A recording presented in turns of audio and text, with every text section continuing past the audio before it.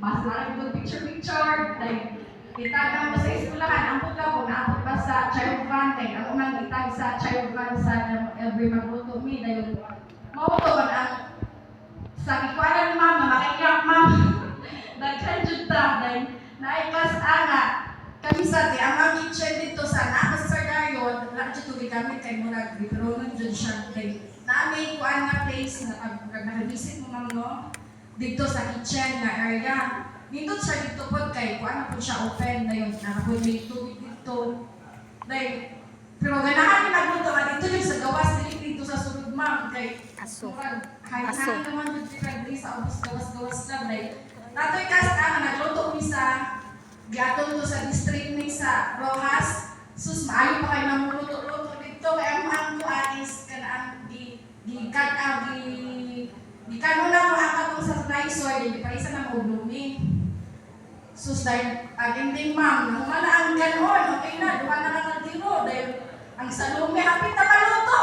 Iskoy, dataligsik, dali-daligig, kanaang kuan, dali-daligig o kanaang human, pero at least, nung mana dyan siya, wala dyan siya nasundan ng tubig sa ulan.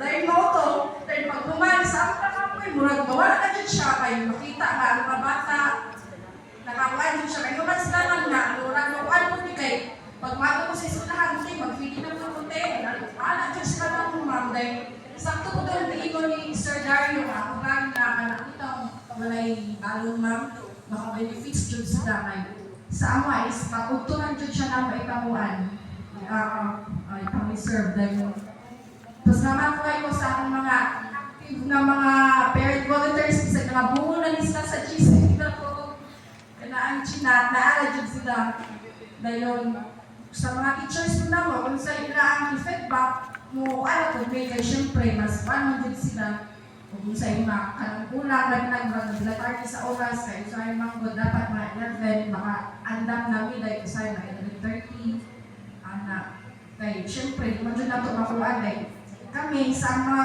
kaban ako sa mga parent volunteers, ano dyan kayo ipag-assign na, kami mo pa sa attendance for eskwelahan, lesson, dahil, magkuha sa mga containers, may kuhaan sa eskwelahan, pero naku dyan kayo pasalamat kay Agsa, mga weeks ago, silang ma'am naghatag sa mga utuan, containers, dito kayo siya, ayun siya dito ituan, kung nakalipay ang mga bata, dito siya ay kuhaan na ang siguro sa ang kuhaan na ka, dito po namin no, dahil napamay mga tag-green, na tapos na isugdaran, bro, ma-surprise sila po.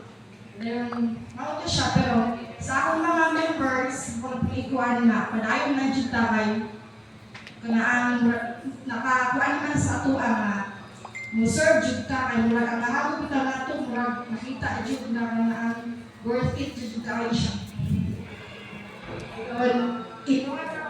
Ma'am Ivy, Ma'am, ikaw na po. Bali, asa ko Sir Dario.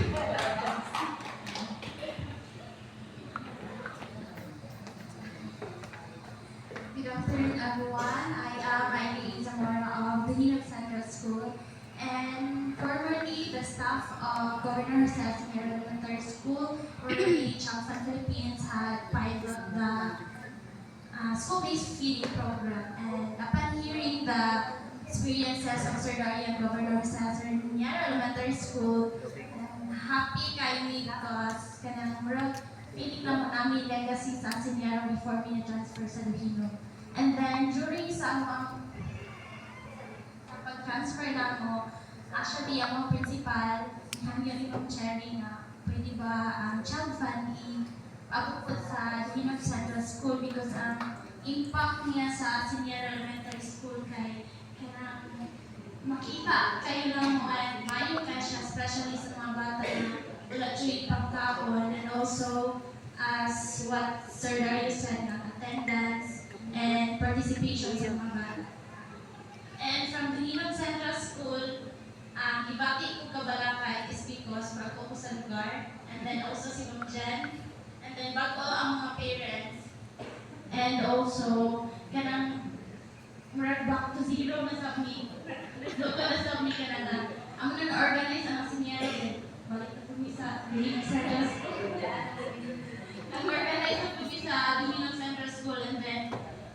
partner ko ni Ma'am Emily and then Ma'am Melissa. Sila ko sa implementation, then kami sa office sa mga papers. And then pag ako sa Lumino kay ang mga implementation, ang mga papers, pagsugod ko man. And then at this very young age, I feel like I become a mother sa school. Teacher siya. Sa sibuyas. Ha? Tingnan na po siya ganda dito. Nag-video pa man ko. Yan na.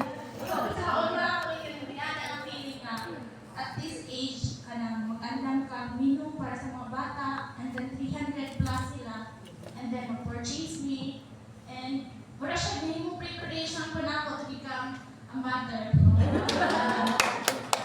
Okay, mag-anlan ka minimum para sa mga bata, malit ka and then you become very happy ang makita niyo sila na nakakauntanan, malipay and then buntag, ma'am, sige taron, nag-anticipate sila na everyday na sila makaon.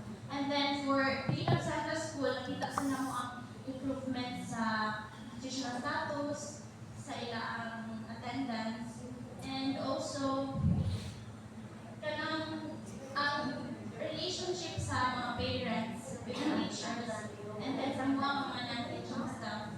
I feel like ang child sa ay one way nga na nakabuild may relationship na mo dito sa Pilipino Central School.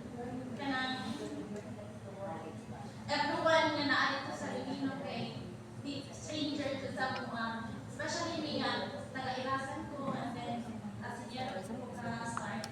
And the out of Pilipino Central School, we were very happy na appeal ang Pilipino Central School sa inyong actually 10 months lang.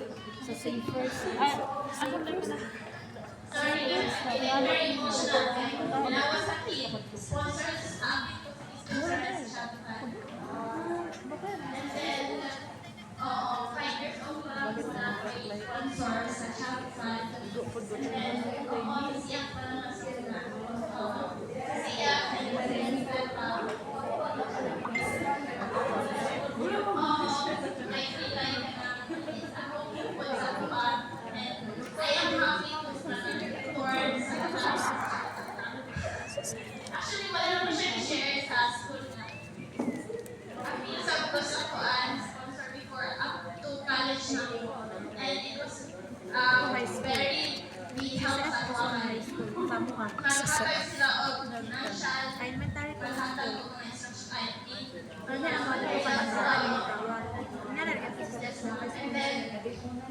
after college, and then growing up, kawan ang Shopify. And then, pag-open na sa sinyero, happy sa ko nga. I took part dun sa anima program. And then, thank you, Ma'am Cheryl, and to Shopify Philippines.